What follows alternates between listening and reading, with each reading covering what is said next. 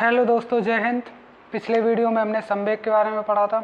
आज हम संवेग संरक्षण का सिद्धांत देखते हैं। ठीक है, तो law of conservation of momentum.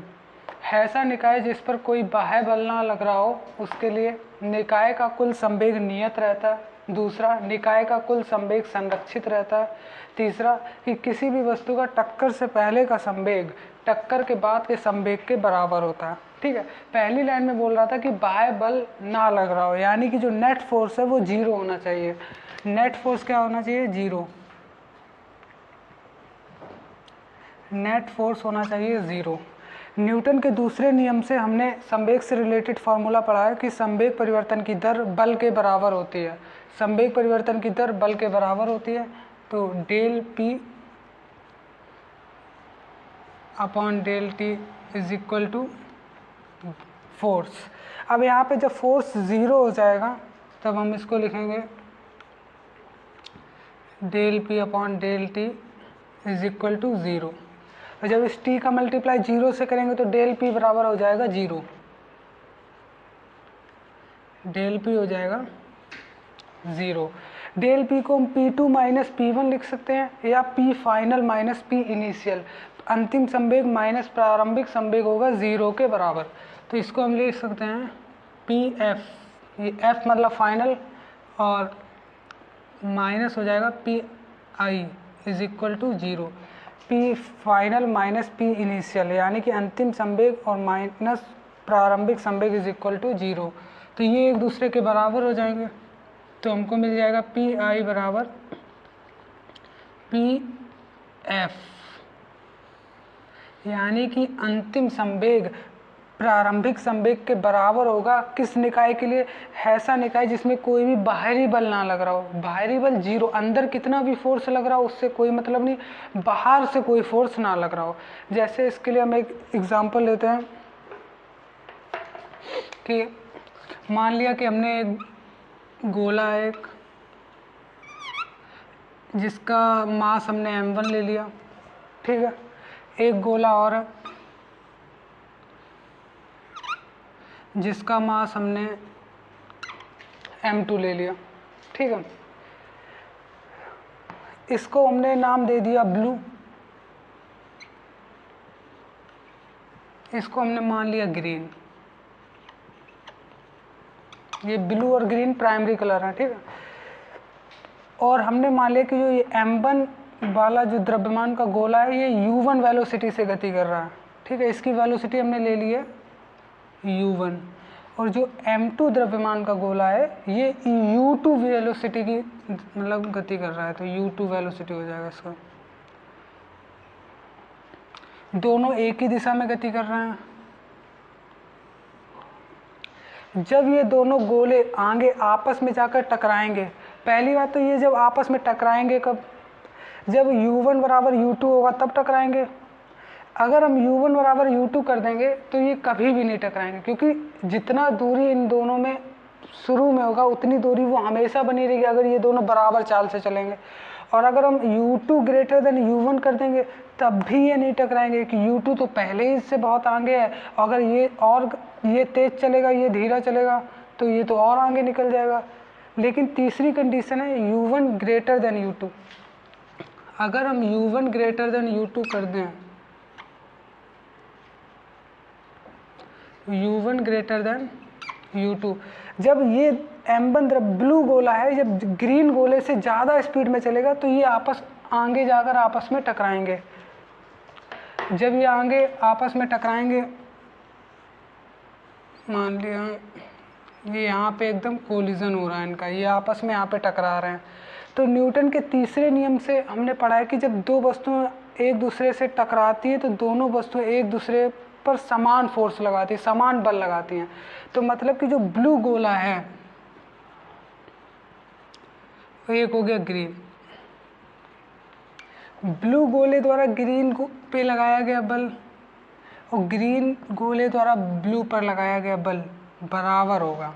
यानी कि हम ब्लू द्वारा ग्रीन पे लगाए गए बल को हम लिख सकते हैं FBG।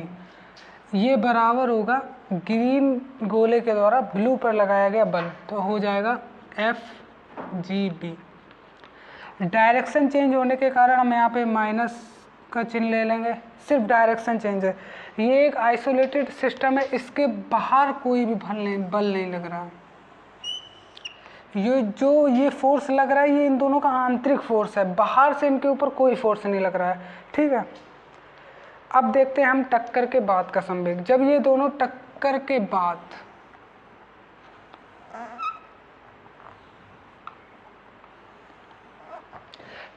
बाद इनके मास में तो कोई भी चेंजमेंट नहीं होगा, तो जिस इसका मास m1 था m1 ही रहेगा, इसका मास m2 था m2 ही रहेगा। लेकिन वेलोसिटी, वेग में तो चेंज होगा। इसका वेलोसिटी हमने u1 लिया था, इसका वेलोसिटी हम u1 से चेंज हो गया, मान लिया हमने v1 हो गया, तो ये हो गया v1। इसका वेलोसिटी हमने u2 माना था, इसका हम मान लेते हैं v2। u2 से कितना हो गया, v2 हो गया। अभी हमने निकाला था कि P इनिशियल बराबर P फाइनल होगा जब कोई बाह्य बल ना लग रहा हो, तब हमें संवेग का फॉर्मूला भी पता है, P बराबर mb होता है, P बराबर mb होता है। तो जो P इनिशियल क्या हो जाएगा, P इनिशियल हो जाएगा जो प्रारंभिक संवेग है m1 u1 plus m2 u2, और P फाइनल क्या हो जाएगा,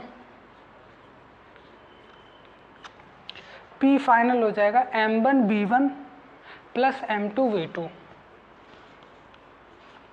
m1 v1 plus m2 v2। अब P इनिशियल और P फाइनल एक दूसरे के बराबर हैं, तो हम इसको लिख लेंगे m1, ये 1 है, u1 है, m1 u1 plus m2 u2 is equal to हो जाएगा m1 v1 plus m2 v2। यही हो गया हमारा संवेग संरक्षण का सिद्धांत। टक्कर से पहले का संवेग टक्कर के बाद के संवेग के बराबर होगा। अब हम एक दो क्वेश्चन देख लेते हैं, फिर हम देखते हैं।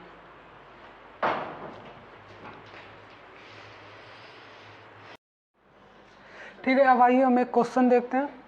1200 किलोग्राम का एक ट्रक 80 मीटर पर सेकंड के वेग से 240 किलोग्राम की स्कूटी पर टक्कर मारता है, तो स्कूटी की चाल बताइए। ठीक है, हमने ट्रक का मास दिया है 1200 किलोग्राम, हम इसको m1 मान लेते हैं। m1 हमारे पास है 1200 किलोग्राम। ठीक है, और इसका जो वेग है, वेलोसिटी कितनी है, 80 मीटर पर सेकंड, इसको हम v1 मान लेते हैं।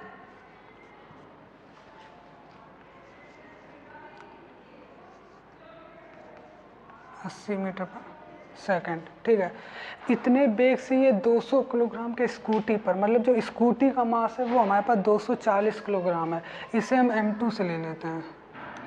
m2 is equal to 240 kilogram की, मतलब इतने किलोग्राम की स्कूटी पर टक्कर मारता है, तो स्कूटी की चाल बताइए। मतलब कि इसने टक्कर के मारने के बाद स्कूटी कितनी स्पीड से मतलब आगे जाएगी, तो उसका हमको वेलोसिटी बताना है स्कूटी का, यानी कि हमको v2 मानना है। ठीक है, अभी हमने संवेग संरक्षण में पढ़ा था कि टक्कर से पहले का संवेग टक्कर के बाद के संवेग के बराबर होता है, यानी कि P इनिशियल होता है P फाइनल के बराबर होता है। P initial is equal to P final होता है। ठीक है, अब ये बताइए P इनिशियल प्रारंभिक संवेग mb होगा, फॉर्मूला P बराबर mb होता है। प्रारंभिक संवेग तो दोनों ज़ीरो हो जाएगा। ज़ीरो क्यों हो जाएगा, क्योंकि ये जो ट्रक था वो भी विरामावस्था में होगा और जो कार थी वो भी विरामावस्था में होगी, तो P बराबर mb से हमको पता है कि वेलोसिटी जीरो होगी। जब वेलोसिटी जीरो होगी, जो प्रारंभिक संवेग होगा u, यहाँ पे u होगा वो जीरो होगा, जब u जीरो होगा तो P भी जीरो हो जाएगा, तो हम इनिशियल संवेग पूरा क्या हो जाएगा, जीरो। इनिशियल संवेग जीरो हो जाएगा। अब आते हैं P फाइनल पे। P फाइनल होता है हमको जो फॉर्मूला था वो था m1 u1 plus m2 u2 is equal to m1 v1 plus m2 v2। इसको मैं एक बार लिखे दे रहा हूँ, m1 U1 plus M2 U2 is equal to M1 V1 plus M2 V2। ठीक है, ये U1 भी 0 हो जाएगा जो ट्रक विरामावस्था में होगा शुरू में, और कार का भी संवेग 0 हो जाएगा क्योंकि ये भी, अरे स्कूटी का भी 0 हो जाएगा क्योंकि ये भी विरामावस्था में, तो पी इनिशियल हमने 0 कर दिया। अब M1 मास तो चेंज नहीं होगा, इसका मास दिया है 1200 मल्टीप्लाई V1, V1 था ट्रक का वेलोसिटी, ट्रक का वेलोसिटी है 80 प्लस, ठीक है, मास, ये M2 किसको हमने स्कूटी का लिया था 240 और हमको V2 निकालना है, V2 निकालना। अब हम इसको इधर ले आएंगे तो ये माइनस का हो जाएगा, तो माइनस का 1200 into 80 is equal to 240 V2। ठीक है, 0 से 0 जाएगा, 8 3 जा 24 और 3 से 12 जाएगा 4 बार में, 3 4 जा 12। तो जो V2 आ गया है हमारे पास माइनस का 400 आ गया, यही हमारा आंसर है। ये माइनस का, ये सिर्फ इसकी दिशा बता रहा है कि ये जो ट्रक अगर इधर से आ रहा है तो ये विपरीत दिशा में जाएगा, तो ये हो जाएगा 400 मीटर पर सेकंड। यही हो गया इसकी वेलोसिटी, किसकी, स्कूटी की वेलोसिटी हो गई। अब हम अगला क्वेश्चन देखते हैं।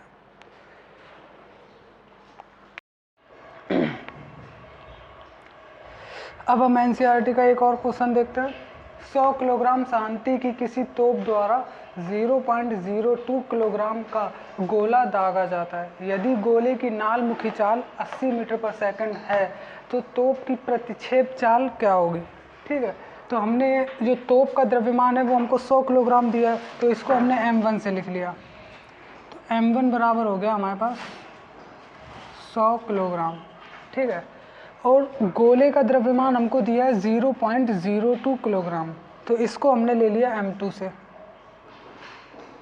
तो M2 हमारे पास हो गया है 0.02 किलोग्राम, और हमें गोले की जो चाल दी है वो 80 मीटर पर सेकंड है। गोले को दी हमने द्रव्यमान M2 से माना था, तो इसकी चाल हम V2 मानेंगे, तो V2 हो जाएगा हमारे लिए 80 मीटर पर सेकंड। और हमें अब तोप की प्रतिक्षेप चाल क्या है, यानी कि हमें V1 चाहिए, तो V1 हम निकाल लेंगे। अब यहाँ पे संवेग संरक्षण का सिद्धांत लगेगा। संवेग संरक्षण का सिद्धांत का फार्मूला बताया था, M1 U1 plus M2 U2 बराबर M1 V1 plus M2 V2। तो हो जाएगा M1 U1 plus M2 U2 is equal to M1 V1 plus M2 V2 हो जाएगा। ठीक है, प्रारंभ में तो तोप भी विरामावस्था में था, और मतलब जो गोला है ये भी विरामावस्था में था, रेस्ट में था, तो ये U1 और U2 जीरो हो जाएंगे। जब U1 और U2 जीरो होंगे तो ये पूरा टर्म जीरो हो जाएगा, ये पूरा टर्म जीरो हो जाएगा। अब हम देख लेते हैं लास्ट वाला, इसके लिए M1 हो जाएगा हमारे पास 100 और V1 हमको निकालना है, तो V1 लिख लिया ऐसे ही, और M2 हमको दिया है 0.02 इंटू V2 हमको दिया है 80 लिख लिया। जब हम इस टर्म को इधर लेके आएंगे तो ये माइनस में हो जाएगा, तो हमने ले लिया माइनस में 0.02 इंटू 80 इज इक्वल टू हो जाएगा 100 V1।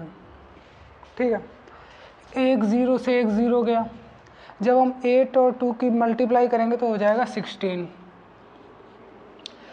2 अंकों के बाद पॉइंट है तो हम यहाँ 2 अंकों बाद पॉइंट लगा देंगे, माइनस में माइनस लिख लिया। अब यहाँ पे ये 10 बचा, ये नीचे आ जाएगा 10 इज इक्वल टू हो जाएगा B1।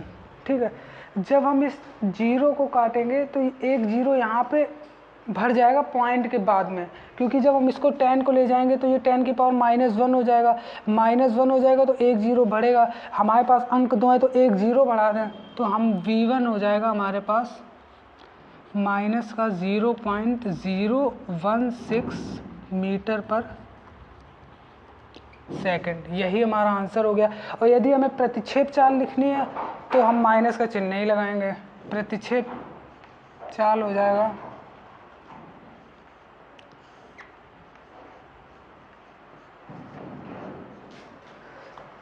0.016 मीटर पर सेकंड। यही हमारा हो गया आंसर। अब हम मिलते हैं अगले वीडियो में। जय हिंद।